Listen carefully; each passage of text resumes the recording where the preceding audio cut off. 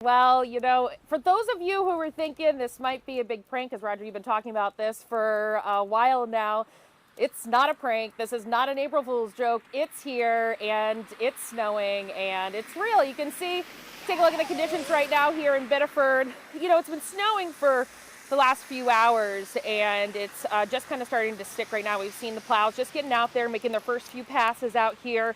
And those times when you're outside and it's raining and you say, it's a good thing it's not snowing right now. That's what this is like. It's kind of that snow that's just coming down and it's kind of annoying, just kind of coming down fast and wet. And but that's what we're dealing with right now. We did speak with some people earlier who were out and about and got their thoughts on this springtime snow.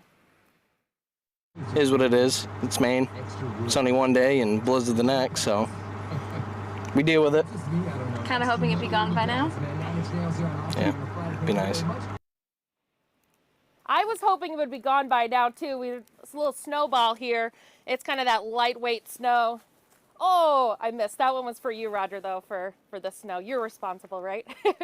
So if you're heading out tonight, it's, as Roger said, it's going to be going through the night. So get our app, keep updated.